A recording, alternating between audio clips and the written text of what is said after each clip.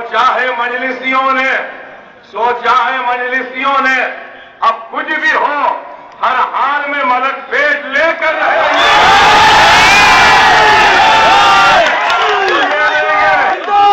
جامع شہادت پی لیں گے.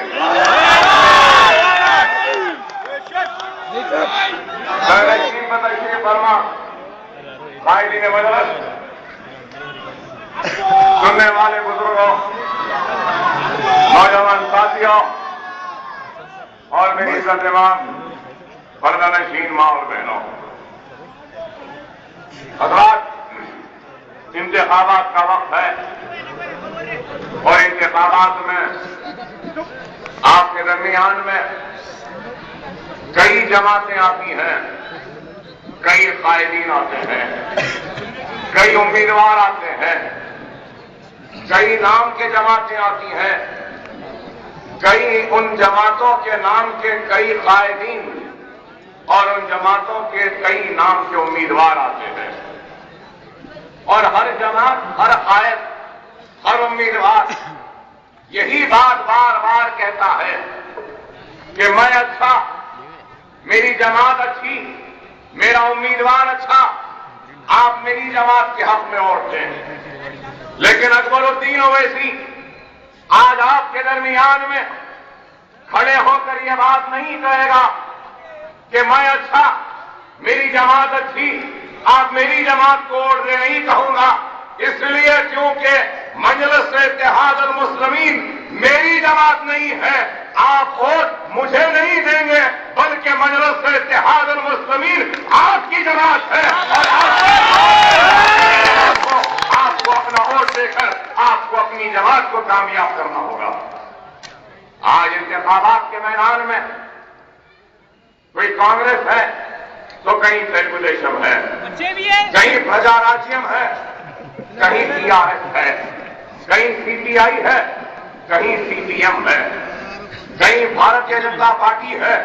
تو کہیں کوئی اور جماعت ہے. تو ان جماعتوں میں اور تو مدیران اخبارات بھی ہیں. لیکن آج سوال یہ ہے کہ ان سب جماعتوں میں ایک اور ایک جماعت ہے جو آپ کی اپنی جماعت ہے، اور وہ ہے مجلس اتحاد المسلمین. ارے نام خود کیا ہے، غور کرو. مجلس مسلمانوں کے اتحاد کی مجلس ہے تو مسلمانوں کے اتحاد کی طاقت ہے،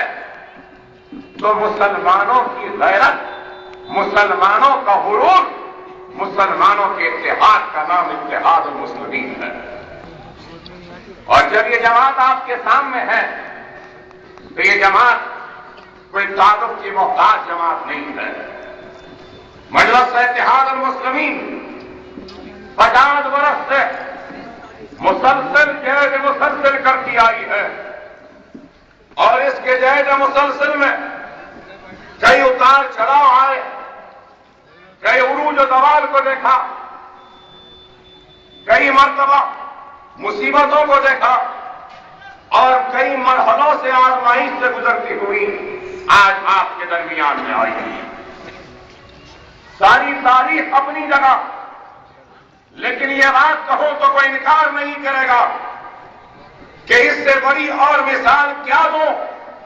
کہ 50 برس کا طویل سفر لگا، 50 برس کے کئی مہینے لگے،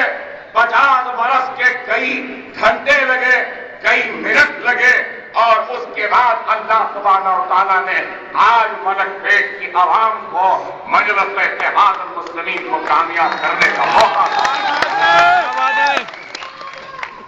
کئی برس کے بعد آج موقع ملا، اور اگر آج میں یہ بات کہوں تو شاید مجھ پر لوگ تنقید کریں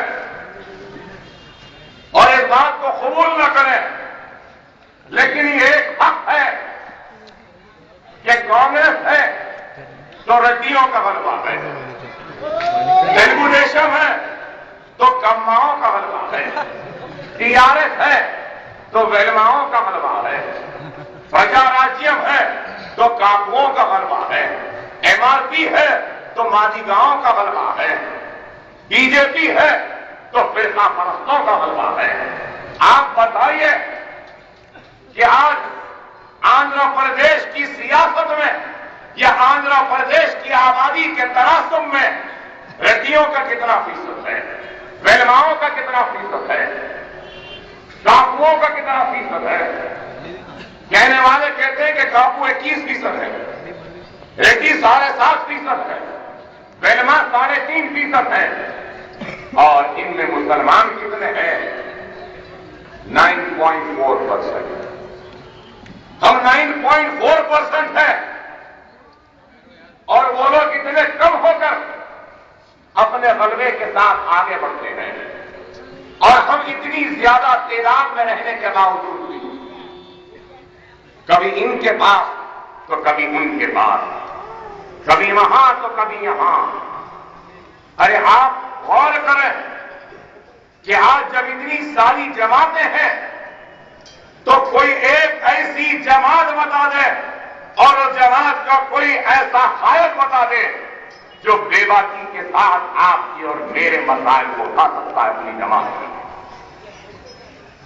ارے کہنا آسان ہے، چوراہوں پہ کھڑے ہو کے تقریر کرنا آسان ہے، معصوم عوام کو ورگلانا آسان ہے، جذباتی تقاریر کرنا آسان ہے، لیکن جب حقیقت کا سامنا ہوتا ہے تو اس وقت ہم نے کئی آوازوں کو خاموشی میں دبتے ہوئے بھی دیکھا ہے، تو کئی آوازوں کو گمنامی میں گم ہو جاتے ہوئے بھی دیکھا ہے، تو کئی آوازوں کو خوف اقتدار سے خاموش ہوتے ہوئے بھی دیکھا ہے۔ ارے کئی لوگ تو دعوے کرتے ہیں کہ ہم اس جماعت میں مسلمانوں کے نمائندے ہیں، ہم اس جماعت میں مسلمانوں کے نمائندے ہیں، لیکن یہ بے بس آوازیں صرف چوراہے پر گونجتی ہے، لیکن جب ان کی جماعتوں میں آواز کو بلند کیا جاتا ہے تو بے دردی کے ساتھ وہ آوازوں کو دبا دیا جاتا ہے۔ کیا یہ حق نہیں کہ ایوان اسمبلی میں کئی جماعتیں ہیں، TRS ہے، CPI CPF ہے، کتنی ایسی جماعتیں ہیں جنہوں نے مسلمانوں کے مسائل کو ایوان میں اٹھایا؟ کون سے مسائل کو اٹھایا؟ ڈنمارک میں سرکار کی شان میں گستاخانہ کارٹون آئے،